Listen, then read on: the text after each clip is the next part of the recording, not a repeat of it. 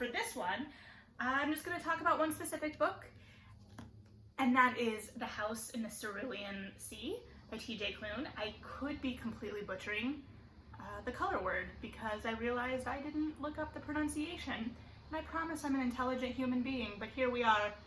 So this is almost, I want to say, gotten a cult following already within a year. I bought this back in April. I want to say April. I just got around to reading it recently, but I don't remember how I stumbled across it. I saw it posted somewhere, but it wasn't from the publisher, I don't think. And it is a Tor fantasy, but I don't remember where I first stumbled across it. So I'm glad I did. So this book follows a man named Linus who works at the office, what's the actual name? It's for the department in charge of magical youth. So he's almost a social worker of sorts, and it's this extremely bureaucratic, extreme society where he gets put on a job, a field work, so a call by extremely upper management to check on this very remote orphanage.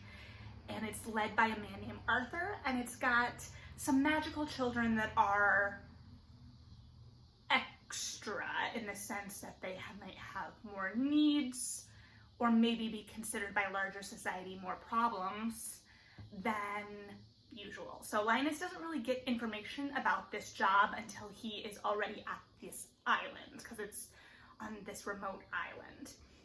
And come to find out, one of the children is the son of the devil. His name is Lucy. We've got a female gnome, I believe it's a gnome, who's extremely rare. We've got a little boy who we don't even really know what he is, but he's kind of just slimy and amorphous kind of green blob. I have a very specific mental image, but I don't know that it's correct. He's got they describe like celery stalks. And he just wants to be a bellhop. And it's just, this book, the only way I really know how to describe it is that it just felt like a warm hug. It was just so utterly delightful. Gail Garriger blurbs it. She wrote the Parasol Protectorate series. She blurbed it on the back and compared it to 1984 meets Umbrella Academy, which feels correct, but also there's a lot more heart to it. It doesn't feel as cynical and relishing in its edginess, so to speak. It doesn't feel like edgy or emo in any way. It feels very earnest, but in a way that isn't over the top or too treacly, so to speak. I also really appreciated it because Linus is middle-aged and he is overweight, and he is given a lot of kindness in the way he is allowed to navigate that with the world and how he feels about that and how others feel about it.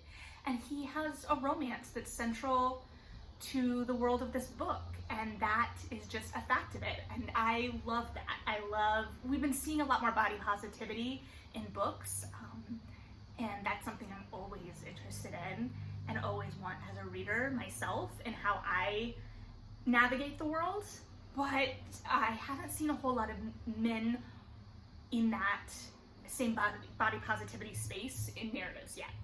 And so I was very, very happy to see it here, and I really hope it translates, especially to romance soon. And romance moves very fast, so I think it will, and it's also 100% possible and probable that there are titles I am missing, but I would like to see them forwarded in the same way that we're seeing books like One to Watch and, spoiler alert, which is coming up soon, that I'm really excited about, championed, so to speak. So that was very important to me in this book, that it had good fat rep and that it was just a fact of the matter and the world. Like I said, okay, so this book just feels like a hug. It's gorgeous, it's quirky, it has heart, it explores the world in an interesting, insightful but empathetic way. So basically, this orphanage is on an island, and there is a town across the island. Like, they have to go on a ferry to get across. I'm not great with water-related geography. And the town doesn't really welcome them. They're outsiders, they're considered dangerous, as many magical children are. Magical children, they're put in these orphanages, and that's one of the concepts and explorations of the book, that this isn't an orphanage, and this is because these children are never going to be adopted. This is their home. And what does home look like? What do found families look like? What is the family? It's just really gorgeous. It's got a world that is set out really well and established very well, very quickly. It has a quirkiness to it. It feels a little bit Douglas Adams-esque as well in the humor in the sentences. So it's not so much landing a punchline as the way the sentences are structured, with a kind of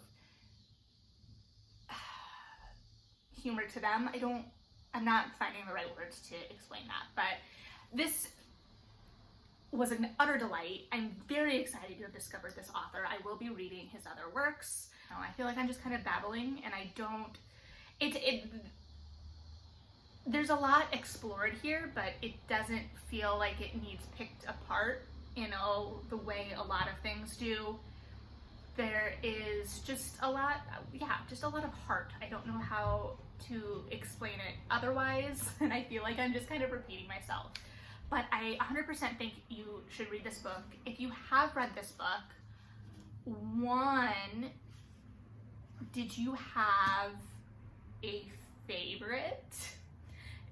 I don't think you're supposed to pick favorites with children, but there were a lot of really cute children. Oh, there was also a curmudgeon-y cat, so to speak, that Linus has. I really like Chauncey, who is the wannabe bellhop. Like, all he dreams about is being a bellhop.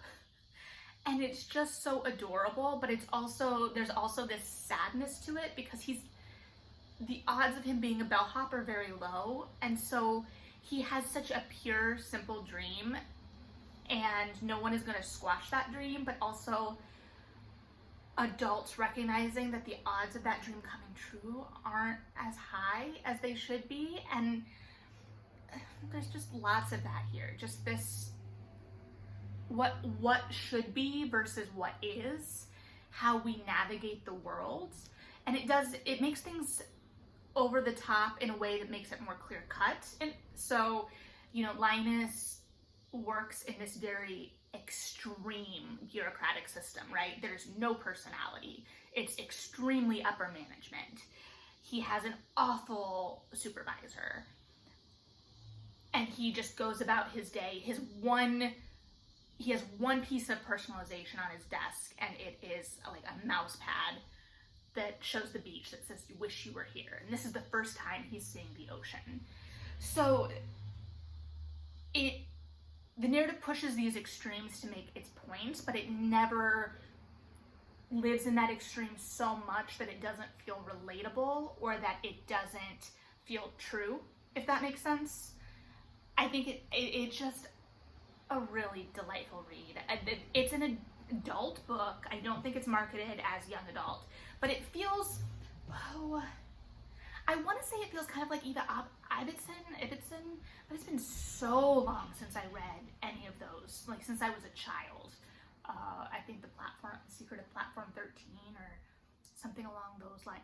It's too long. I'm grasping at straws with that recommendation or that comparison, but the narrative feels familiar enough and quirky enough.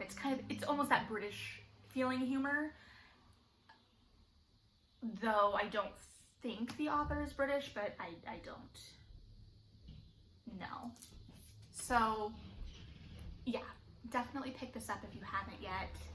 It is really good. It's really good. It's got a lot of heart, and it'll just feel like a big hug. And if there's one thing that we need right now. It's some comfort, I think, in our narratives, and this book also kind of explores how we change minds and show grace against mob mentality. Not show grace, that's the wrong use of words, but overcome and persist and still find wonder and joy and love. So, read it and let me know what you thought and if you had a favorite.